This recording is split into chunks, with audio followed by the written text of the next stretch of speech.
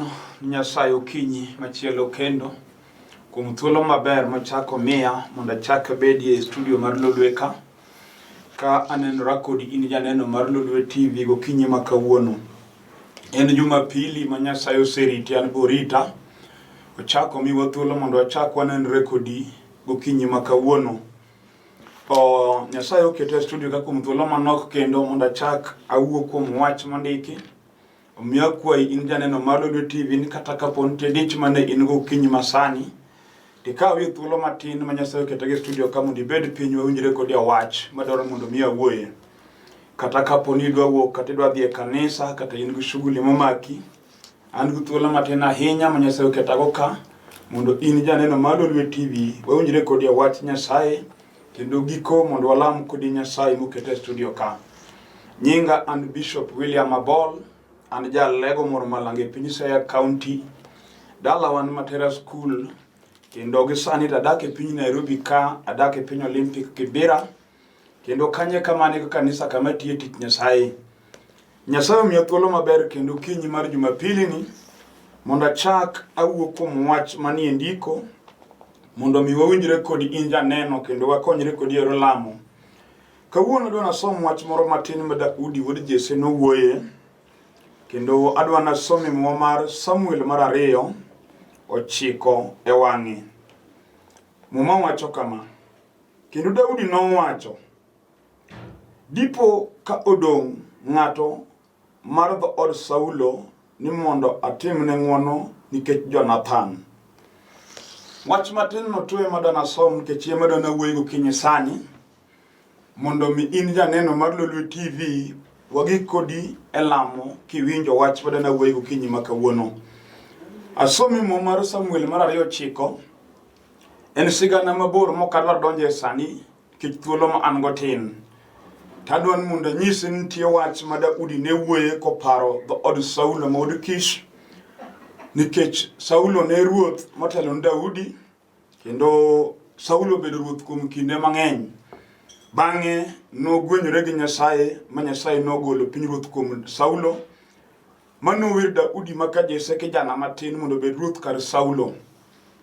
Daudi nobet e kom ruoth, kata kamano ne gin kod yuoro gi lweny matek ahinya ka Saulo ne ok dwar mondo Daudi okaw pinyruoth. Bang'e kaka piny en, Daudi nodong' e kom ruoth, Saulo nonindo. Lweny ne nitie ma joka Saulo te, dalet Saulo norumo. To nitie hera mane ni kind Daudi kod Jonathan ma wuod Saulo. Omiyo ka Daudi nobedo ruoth, chieng' mono paro dala ka Jonathan mopenjo ka nitie bede yudre ng'ama odong'. Thor wach madwa nawuoyo sani ok en wach mosika kod Daudi kata ng'ama chielo dwa nawuo kodi. Wach madwa nawuo en dong' momako ng'ato, manyalo mako nyar ng'ato kata wuod ng'ato kata dala moro. Mane wach madwa naler gokinyi sani nikech nitie Nyasaye manyalo timo ni ng'ama odong' ng'wono gokinyi ma kawuono. Dong' nyalo mako ng'ato kata ng'ama japesa man gi mwandu ahinya ma ji ong'eyo kendo ji oluoro. Jalo ma kawuotho to piny gon sarut, dong' nyalo make yo ma ji kia. Kendo inyalo yudo ka dieri ng'ama lich ahinya ka ji neno, kendo kamidonjo ji nyalo chung'ni e kom, kendo inyalo bedo ng'ama kochopo to nyaka piny go sarut ka ting'i malo. To nitie dong' manyalo maki gi dong' ma in gono te. Iyudo kidong' adier kendo gima timi in kendi ming'e chunyi ni dong' tidong'. Waseneno jomogen ahinya ma ji oluoro ka dong' omako gi nyaka dak margi. Iyudo ka ng'ama lich ahinya kata obedo mana mjumbe man nying miluongo ni mheshimiwa, to dong' oluwe dak mare gi chiege ot. Miyudo ka dhako ma chi mheshimiwa owere gi chuore ma dichuo ma mheshimiwa dong' musumba kech dong' moluwo mheshimiwa. Kendo jachien ok ojali kata iluonge mheshimiwa kata oriti kod polis, onyalo goyi mokuod wiyi gi duong' ma in gono te. Koro muma wacho ni kawuono Nyasachwa manyo ng'ama odong' mondo timne ng'wono. Dong' nyalo maki osiepna kata ibedo nyako kata ibedo dhako mariek kata in gi pesa ahinya ma ji ong'eyo, to dong' nyalo maki gi mwandu ma in go. Okinyi ma kawuono waler dong' momako piny kata momako mon gi chuo.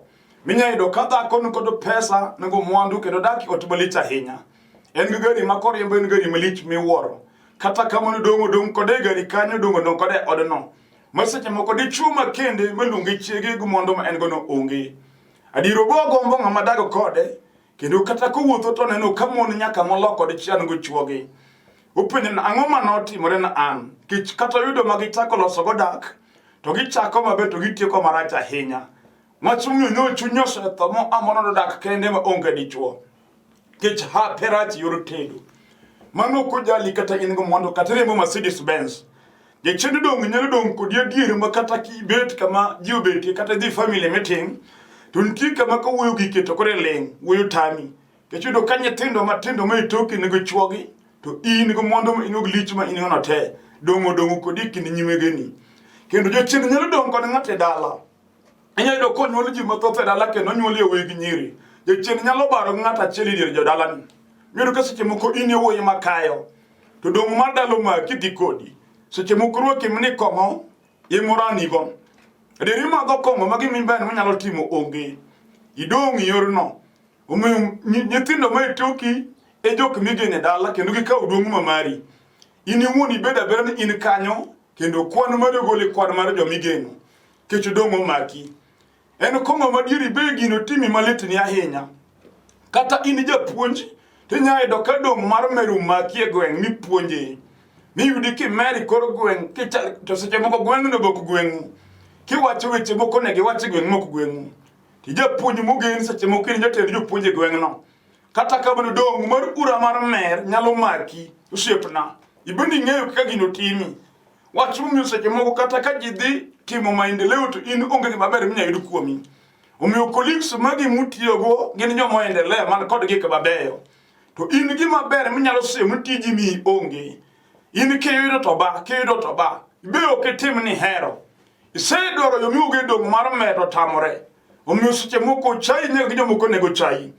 to kawuono Nyasacho wuoyo kodi no daro timo ng'wono ng'at modong inyalo yie chunyi ma yabatla dier dong koda ani mo chen sanda adir won gi chuma mago mamoko uso nyakalo midu ko dunga to uso lo kangaman kod wach moro ma timo malich kata ka gimo do chulo school fees ni nyati to pesa musulo imade kongote midu kalo us umadgo kom modo moko dong makata ka mogedie onge kechu dong mar ura mar mer ode kode muchope uso lo mutiko lo te seche moko wuyo sante dake center ke pang oti du e per duka ipange oti gwen wan gi michinu tero mnaka pang to panga modi ene gwen dala ukode center kami pango en wudo tielo mabe ukikaba daka para buku chope dala kata kamano dongo modelo wori mbi dala no mami dake center mane dala ni ukinyi Samuel ni beni gombo modi beni kodi kari kata kamano wasigu go agenga matek diloro ni adiri mi beni mingeni pinyo don kodi wacho mi chai gi jitenya ka jogwingo ku ngi ka dhano to kinyi makawuno momo wacho bede yuringa modong mondo kawuno Yesu wodi Nyasaye timne ngono itimo no ma Yesu nyalo timo ni kati dong mi bedo baka magwen goyo kichwani gi dhako modong i dala moro ma en mbaka mar jo dala no en mbaka mar gwen kum gi matimore ne sichi mogi modong kodi en to mar nyithindo inyulo ti kadiri sei komi kote makidonji otido ke pije nyithindo modong ikoro to gin nyithindo machal kodi kata kamano gi onge chino nigo gi niel omiyo chake nying moko no mama ni oko chaki ilungi dhako ma jakisoni wacho no nyaka di chuma no kendi ko heritido loko ni paro unini ka garama ne en kendo ni ka ngama ketho ne sa omiyo ji loko ni paro nyaka dayo mano irikinde mano kendi tinde ne ka jasi ke dalane idongo kendi manga musipni koro onge dongo baro kodi de chino chamuno nyithindo makinyolo to nyaka yiki to kawuna kelo jalo manyalo resido momaki katobedo mana muki ni ke mako ito igore piny wonu mundu maje chino yene mako ito tingu do chaberi abolto yero nyaka wogi seche moko woki yo maleta enya koteri operation ni yangi to kuse yangi nyati ogol koto iduoko rem kage mebendo nyati mabe omiyo yangi no bende onge en gima dir kibete piny tiwinjo kalit ni chunya henya to jom nyiero bende nyieri kendo maka duo kuomi iwinjo ka koyo chani kada chengre yanyi wacho miyo kado tino ka jodhe ni nindo kiteri in go paro ko lito bari chuny weche mi wacho be chala sere machuoyi ke joma wuoyo ni ke joma nyetho ni to idongo kendi pinyo chani kawuono Yesu dwaro ng'at ma odong mondo timne ng'wono timo no mar Yesu wodi Nyasaye malach ahinya kendo nyalo muli kami betie kom kinena sani gokinyi kata ichamo piwa mutino nyaka pinyru kiywak kokalo kuom lit mar weche mi wacho ni gik matimore ni omiyo sama ne janindo in ne ywak nyaka piny rum. Okinyi Nyasaye oketi e kom mondo inena ka e TV ka. Inyalo kichunyi mi wachna dier adong ikind mon wetena. Nyeroro masibo yoroma. Ka Nyasaye kecho jomodong kawuono kinyeni. Ok onego kal moko timo na ng'wono. Kik seche moko yalo gokinyi sado churi mokendi. Dhako moro osemayi, dhako ma hike ng'eny molo hiki. Wan gi yawuowi chino barogo, oweyi gi nyithindo, obaro, dhako moro kawe. Kigone sim to dhako ne momiyo omako to yanyi. Wacho ni weche mahinyo chunyi kendo ma ikwe. Kija chido dong omako dichuo no chomo kode tho. Omiyo chudo mokiare, en dichuo moko par family mare, mani chuori. Seche mogi matimore kinde mane uchako dak kane udhier ku onge gima ber ne un kod kwe gi hera. Kendo ne uheroru ahinya. Ne un joma wuotho kamoro achiel. Ne utiyo matek mondo uyude gima dokony ngimau. Sama Nyasaye nyochako kelo gweth, ma pesa nyochako donjo. Muchuri koro chako yudo pesa malong'o. Koro eko loko paro, koro koneni ka dhako. Koro eko yudo mono unjire kode monego bago. Kendo kudugo to yanyi, uwacho ni weche mahinyi. Adir modong duk mondo monego kony nyithindi malache moko ema chamo oko. Adir king'iyo gima timre ni seche moko miyo chunye lit. Momiyo kata okinyi sama yale sani. Chunyi paro weche mathoth. Ise paro mondo ideri mondo itho. Seche moko chunyi nyisi ni wang're gi nyithinde ot mondo udhi ute. Kech olo gima dichuo timoni. Anyalo ng'isi ni mano ok en answer. Nitie Nyasaye moting'o kech. Nyasaye manyalo kecho dhako modong gi chandruok. Kawuono Yesu manyo ng'ama onego timne ng'wono. Dhako modong ma jirani nyiero, ma ji wuoyo kuome. Seche moko jachien no churi tiyo tich mar lich ahinya man go pesa. Tikwecho e kichiem gi nyithindi. Seche moko ino kedi tiyo no mon tije moko ne giti kaka churi ni mwandu malich no. Uduki seche moko niki med. Ilungi anti od moko duotni to churi to yudo pesa madongo monego konyi kata kamano. Jachien opogo kinde gi dichuo no chuth okoni ni ka dhako monego kony. Omiyo chunye lit kata okinyi sama yaleni. Nyasachwa wuoyo gi duond Daudi ka Jesse.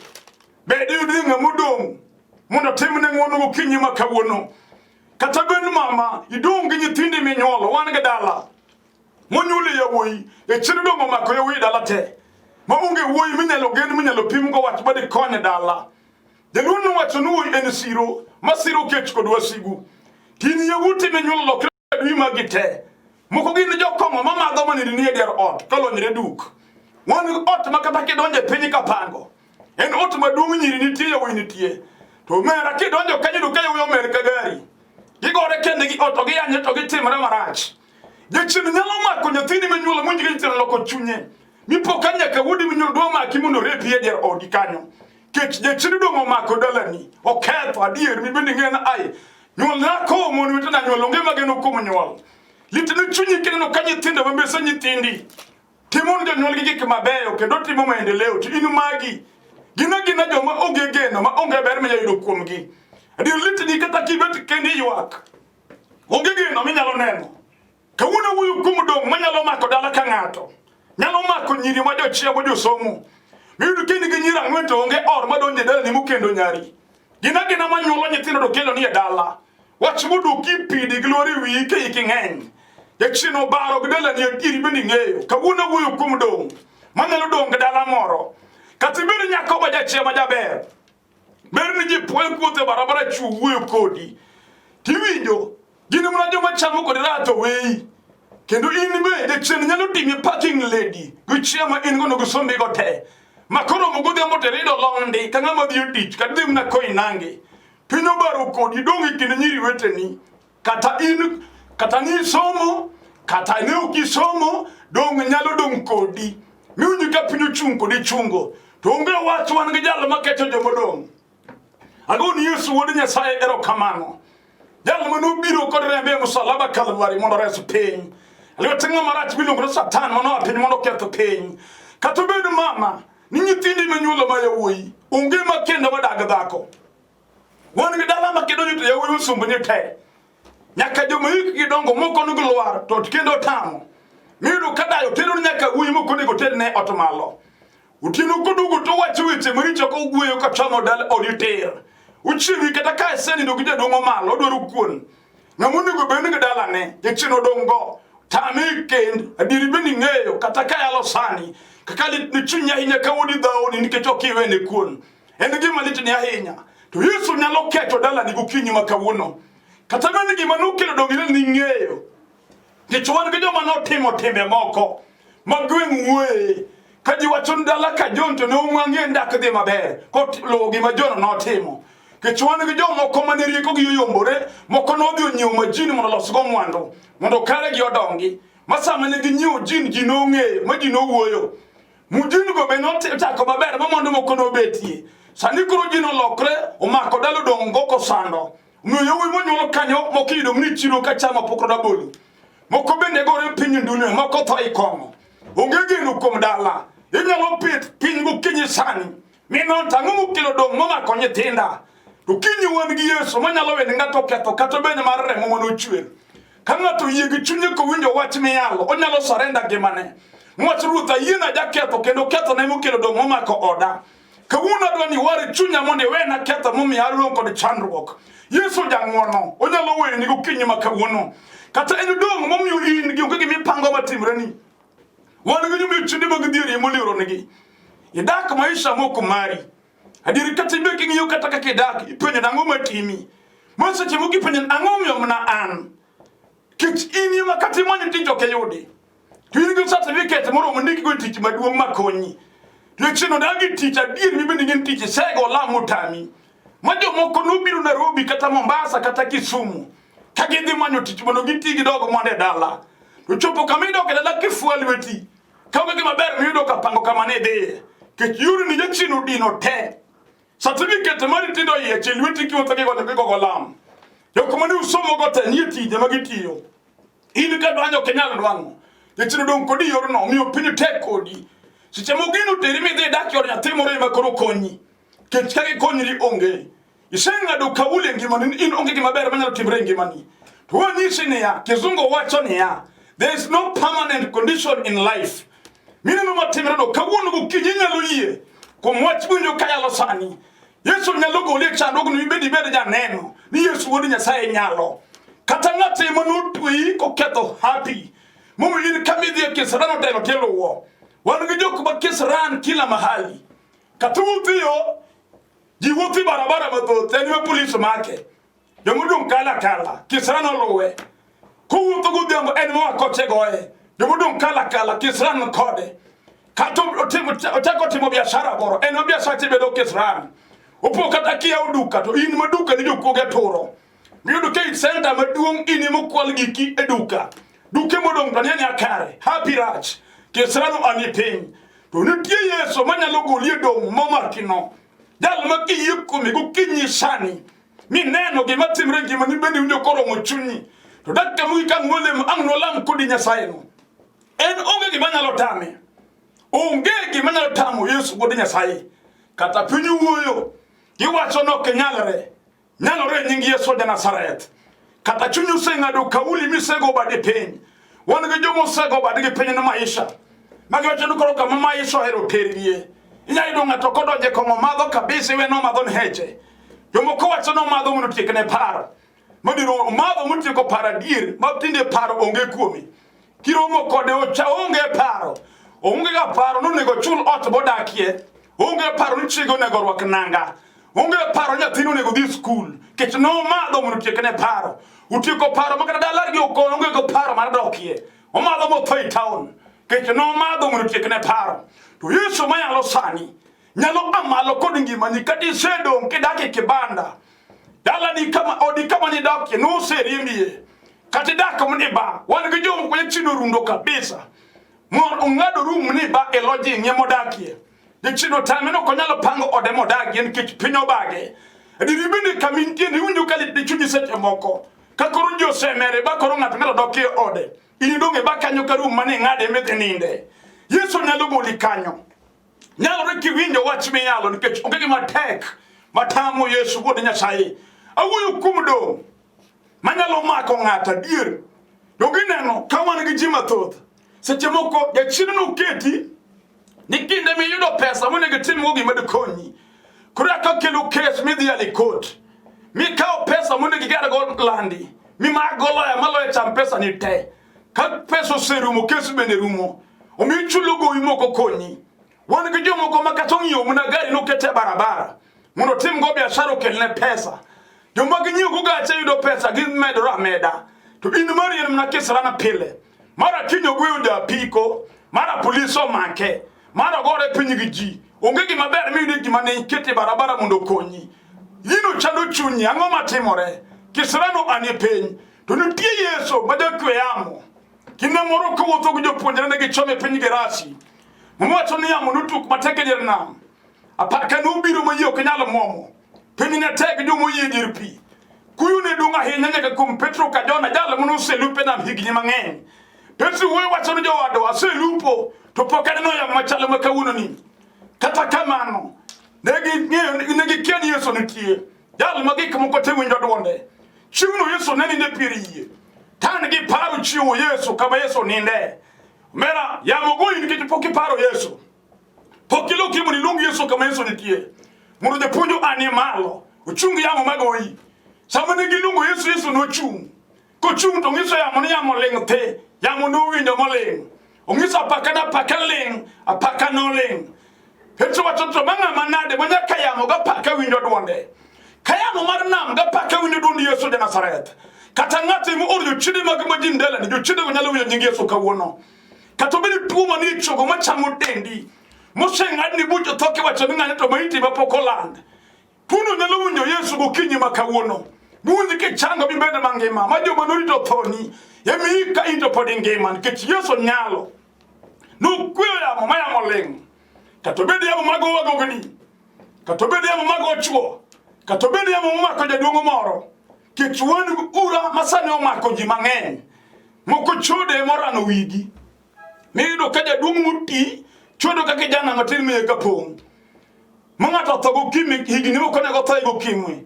Yudo gokimu mako jaduong' muti golwore wiye. Kendo timbe mag dwanyruok mag chode. Wan gi jochiri chode modong' go. Miyudo ka jaduong' chode machode nyaka nyathine monyuolo. Miyudo ka udi ka sani gajruok nitie ahinya. Kendo kata kiyal wach Nyasaye to ji milore. Magi kinde monego dwar Yesu gadier. Kech wan gi dhako ma seche moko wuodi minyuolo ema nyuolo gi nyari minyuolo e ot. Miyudo ka nyari onyuolo kod wuodi minyuolo e ot ka. Mano gima omako dalani modong' gi odi dhigo. Onge ng'ama nyalo golo joge lot gino mana Yesu kende. Yema kiluongi dier odno gokinyi ma kawuono. Atego biro ruto kanyo kaka simba. Jochide mag ura momako ne nyithinde ot. Biro winjo dwond Yesu ja Nazareth. Kata gin gik mano apiny marano dalani. Momiyo dalani onge gene iye. Ediere kata kibet piny godhiambo. Ka koro ichako go kwan isiro olembi e bath ot. Neno kaka nyithindo rundore kuomi penjo nang'o matimre dalana. Tamo chuny yomyo ngimani rach. Parruok mar chuny kuom timbe ma nyithindo timo. Okelo tuoche mag pressure midendi lit. Yunge kwe mama kata kibet neno kidhi tho. To tho manegi en timbe mag nyithindi. Yesu nyalo amalo dalani gokinyi ma kawuono. Mogolo nyithindi yarano nyachino ketogi gi chando nyachino sando go dalani. Agono Nyasaye polo kod piny erokamano. Okinyi ma kawuono kata gin jochiende. Motami dak kod chuo kwe mama. Miyo dak dak mar lweny kod ywaro kod dhao. Una joma onge kwe dier. Wan go ot ma dhako go chuo ok nyal bet piny mapang gima nyalo konyogi. Kiwinjo ka giwuotho ne lweny kod goch. Yulo kod lweny ot ma chunyi paroni. Mondo fundu piende ni mondo chak wuothi kawuono anyisi nitie Yesu manyalo kelo geno. Manyalo chako dwoko ni kwe mar odi wechien nomayi. Kata dhako morema nomako chuori kotiyo kod yath. Moloko pache di chumi di chuti nok pari ka chiege. Yesu nigo teko molo yath ma dhako nomako go chuori. Nyaloko pache di chuti machako dugu kumi kendo. Kata bed de chien mano apiny mano okuno agwenya. Momiyo chunyi no anu pinyo kinde machien. Kane uchako dak to no keto gehera ahinya. Asko higuni odhi to yako loko pache chuori mung'uli oko. Omiyo wuotho ka chunye lit kabisa. Kawuono Yesu ketaka. Adona lamu kodi Nyasaye maduong'. Mawuoyo nodwaro ng'at modong' mondo mi otim no ng'wono. Yeye chunye ma iye kamibete wach ruoth kawuono. Kidwaro ng'ama timo ng'wono tani masetimo bada kama betieni. Mondo timo na ng'wono adier nikech piny odong' koda.